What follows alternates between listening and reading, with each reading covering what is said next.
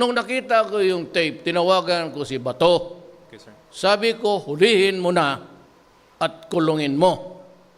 Hindi ninyo alam yan kasi hindi ako nagpapa-interview. Seasonal ang gana ko. Kasi si Rappler minsan, nagbabaliktad ng ano. So I had to, or if there is none, you just raise your hand and I'd be glad to accommodate everybody. You. Sir?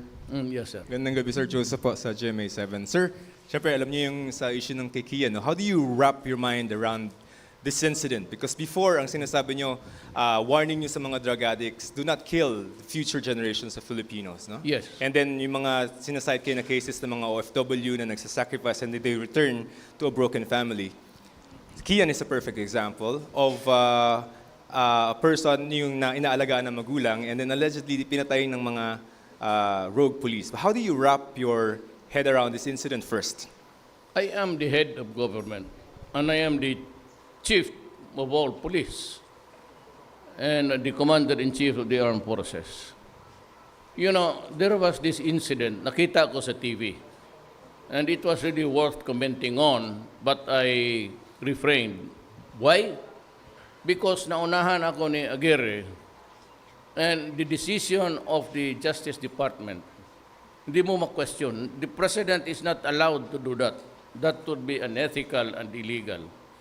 When the Secretary of Justice ordered the NBI to investigate, the most prudent thing for me to do is to shut up and wait for the result of the investigation.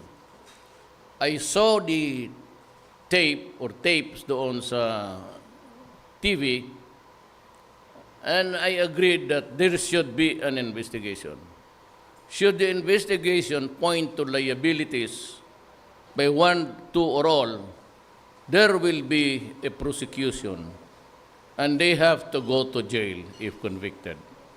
That I can assure you, that there will be no luto-luto dyan sa ano, because I really do not interfere. Pag may kasalanan ka, you know, my orders to the police is this: go out and destroy the apparatus of the drug organizations. And there are a lot of them. Kasi kung isahin mo lang, ang distributor lang ang runner, tapos yung pinaka-head, or the one that's cooking, hindi mo makuha, then the activity will go on and on and on. When you say that you have to destroy the organization, I should be referring to the one cooking, the one selling, and the one distributing. Otherwise, if I stop only doon sa taas, walang mangyari. I cannot stop the drug problem, and it is very serious. Sinasabi ko sa inyo, we are already in narco-politic state. Ang mga karamihan dyan and all the barangays are infected, 92. Tama si Santiago. During his time, he quoted it in one of the reports. Ngayon, nagpaiwan yan. At saka, hindi na alam, well, of course, yung anti-Duterte, pati yung the bleeding hearts, I cannot convince them. So, it's really useless to answer. Kaya hindi ako nagpapa-interview. Wala, they would insist on innocente yan. But, you know, let us wait for the investigation. And if the investigation points out liabilities, criminal liabilities, I will order that prosecution to the fullest, to the extent of the law, to the full extent of the law. Yan ang mag-garantiya ko sa inyo. I will wait kasi sabi ng si Pia ang interesado niyan magtanong sa Rappler. Pupunta ka ba doon? Sabi ko, no, I will not visit the wake. Kasi pumunta raw si Vice President. Good. Sana sinalin na lang niya yung pangalan ko. Kasi sa gobyerno man kami dalawa. Ganito yan eh. it is pregnant with so many suppositions. One is that, look, Duterte went there maybe to apologize kasi totoo yung talagang nangyari. Then I would be putting so much pressure on the police. Mataranta na sila niya kasi ganon. Kaya siguro naghingi ng tawad si Duterte. I cannot do that. I cannot do that because the organization sa PNP is under me. I would be the last person to condemn them without a valid investigation. Pero kung talagang rub out ng ganun, maasahan ninyo. They have to answer for it. They have to go to jail. So I am sorry, sabihin ko sa kanila. But yung sabi ko, go out and hunt, hindi ko na kailangan sabihin na huwag ninyong sugatan, huwag ninyong dapat sa paalang to disable, yung kay Doris. Doris, kung may baril yan, targetin mo yan dyan sa paa o sa bayag, he will be able to pull the trigger and kill the policeman. Baliktad na tuloy. I lose 2-3 policemen a day. Nung isang araw, they were about to serve a warrant o pinatay na una. Papunta pa lang sila, tinamaan na sa dibdib. I have lost about 100 plus soldiers.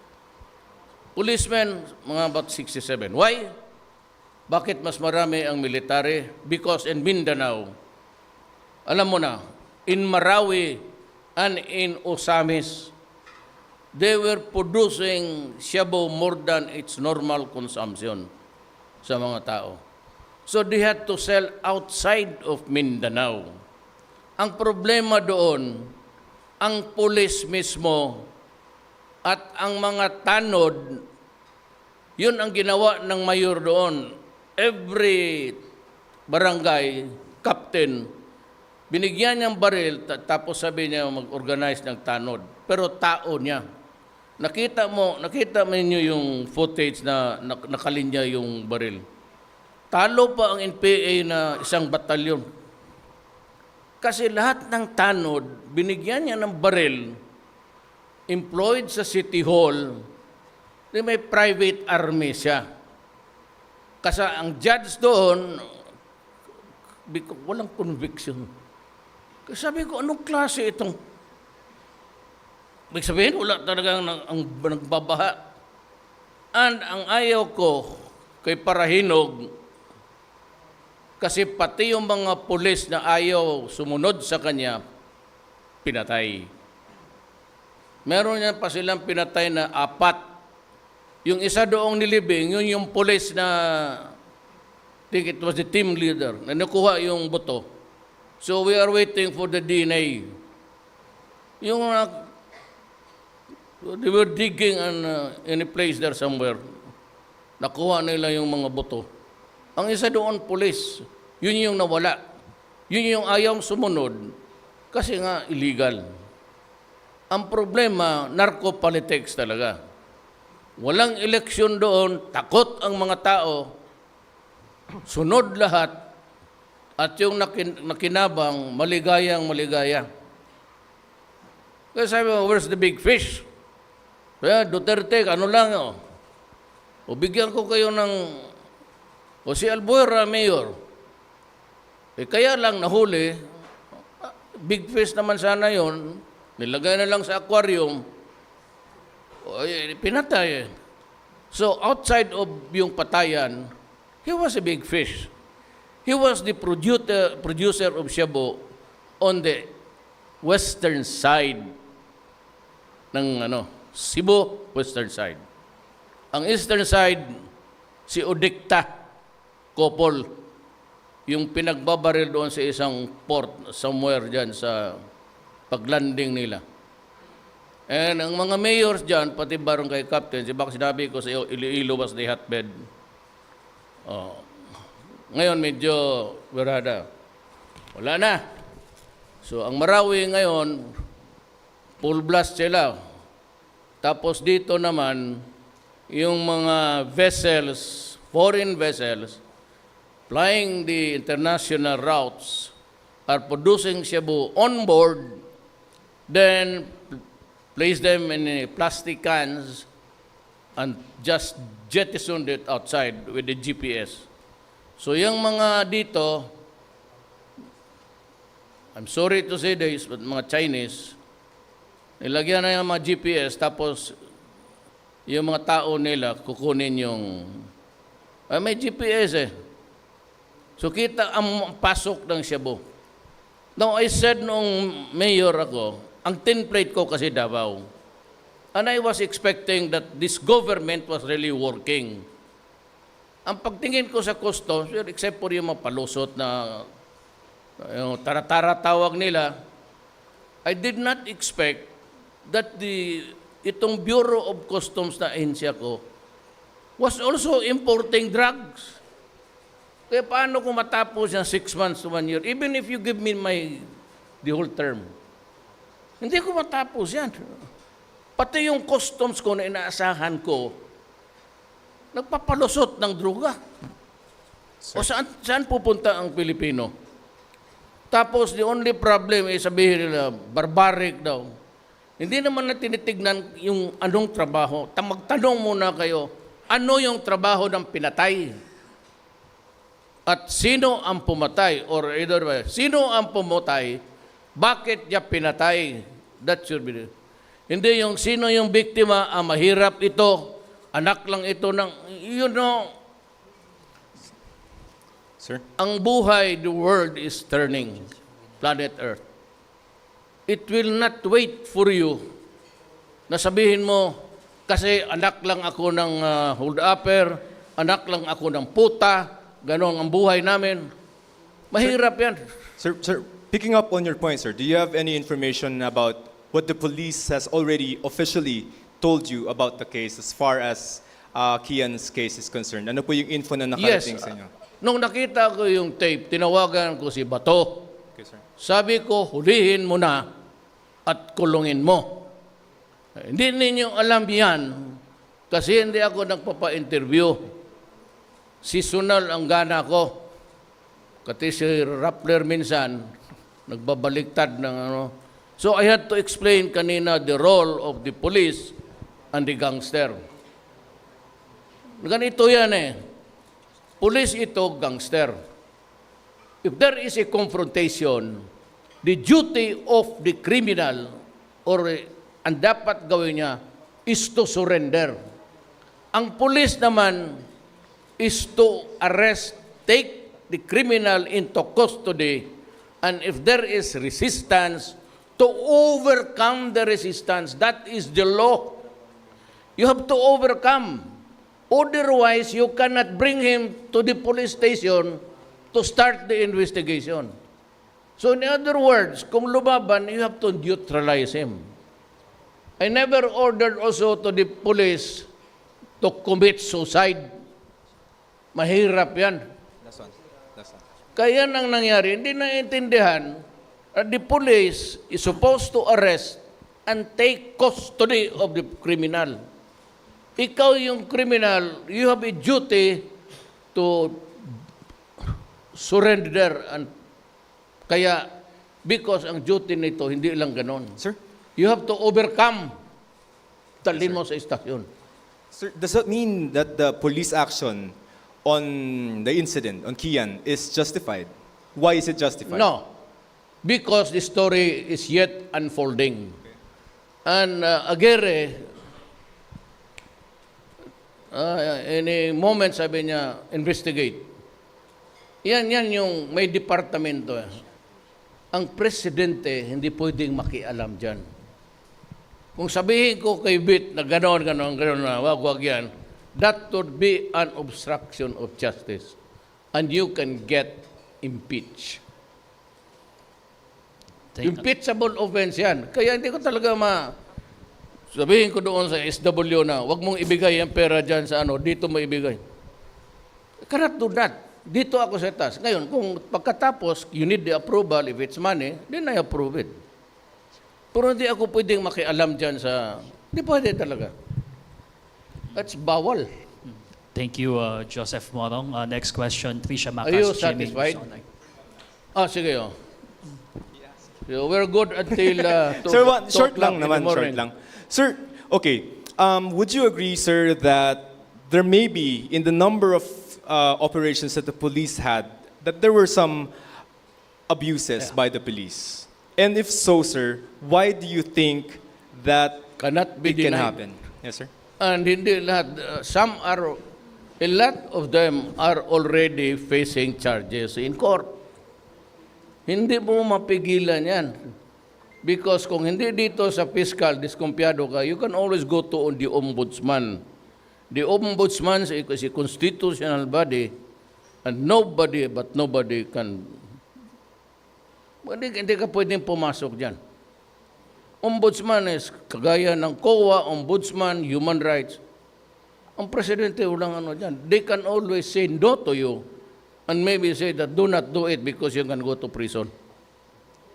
Thank you, Joseph. Pero gusto ko lang malaman ng tao itong interplay. Kaya sinabi ko, if you are a criminal, surrender. If you are asked to surrender, drop your weapon. Because pagka nagkabarila na, pag pumutok yung pulis at maraming tinamaan sa bala niya, he is not criminally liable. I'm telling you now in public, and you can ask any lawyer, the liability becomes a government obligation to pay civil damages. Depende sa tao kung sinong nakapatay. Pagka pulis, hawak-hawak niya ng M16, brrrr.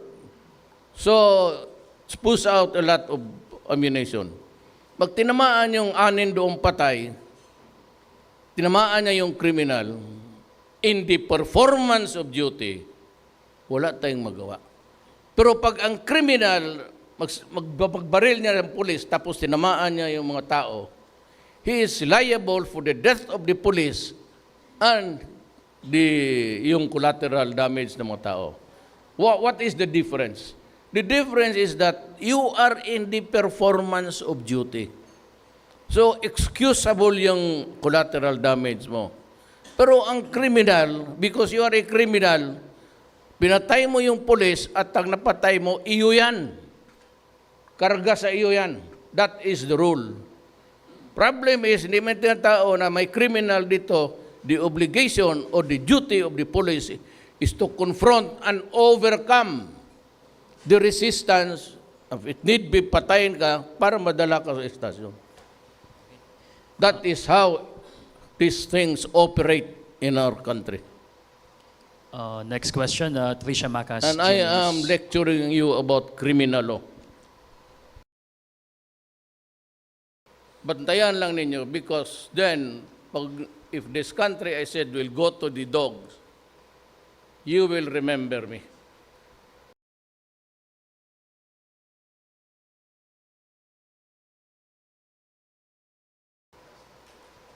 Yes. Sir, Erwin. Mr. President, do you agree because some of our netizens, yung mga tao, they're thinking na masyadong pinalaki na itong issue ni Kian naging of national interest. Do you agree na sabi ng ilan na ginagamit na lang ito ng mga kalaban mo, ginagamit ng opposition, ginagamit ng mga politiko, ginagamit ng mga dilaw? Everybody who is upset with you at ayaw sa gobyerno mo is using the death of Kian. What can you say about that? Yes, sir? and all others. I cannot discount the possibility, sabi ko na, in my reply that there is a possibility that in some of the police incidents, there could be abuses. I admit that. Pero yung gusto nila to put me down, I said very much willing to encourage them to do it. Ngayon, pag sabi ng, ang sabihin ng taga-gobyerno, that we will have to defend the Republic, then that is the time that I said, I have the sworn duty to protect the people and defend the Republic. Alam mo, ang droga, pasok sa likod, pasok by air, pasok dyan sa Mindanao, nagluluto dyan sa Visayas, mga putang ina ninyo. talagang habulin ko kayo. I would be placing 2 million per head. 2 million. Alalanin ninyo may pamilya kayo. Alam namin kung saan kayo nakatira. Alam ko kung saan yung bahay ng kabit ninyo. Abangan ko lang kayo doon. Or I will tell them, get them. 2 million. Basta may warrant, kidnapping, murder for hire sa police, 2 million automatic yan. Who pays? The people of the Republic of the Philippines. Where do I get it? Intelligence fund. 2 million, marami akong 2 million. Sir, one last question. Do you have any message doon po sa mga nagda-doubt sa inyong administrasyon, doon po sa kontra, yung alam na ho natin, mga dilawan, mga human rights, and all this politicos on the other side. Okay. What is your message, sir? Ganito yan, may message to the people of the Philippines. I am not as brilliant as the American President Lincoln. But that guy was responsible for the abolition of slavery. It was a very noble task and he succeeded. Meron siyang phrase na gustong-gusto ko, the equivalent of that in my religion is the Ecclesiastes 3. There is a time for everything.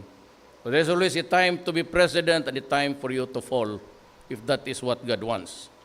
Ito naman kay Lincoln, he said, if I were to try to read, much less answer all attacks on me, this shop, the office of the president, might as well be closed for any other business. I do the very best I know how, the very best I can, and I mean to keep doing so until the end. If the end brings me out all right, what is said against me won't amount to anything. But if the end brings me out wrong, 10 angels of God swearing I am right would make no difference. So I cannot answer everybody. Basta gawin ko lang ang ginawa ko. If this country will go to the dogs, then remember me. Pagka nawala ako tapos ganito ang sitwasyon, then remember me. Remember my warning that I have to do this because I have to protect the people. Wala yung konstitusyon. I, Rodrigo Duterte, insert this. I swear to protect the people and defend the Republic of the Philippines. Sir, one Kung yung last... gustong sumunod sa akin ng military, sumunod kayo. Kung ayaw ninyo, di sabihin ninyo. Then maybe you can do better. O pag namatay ako,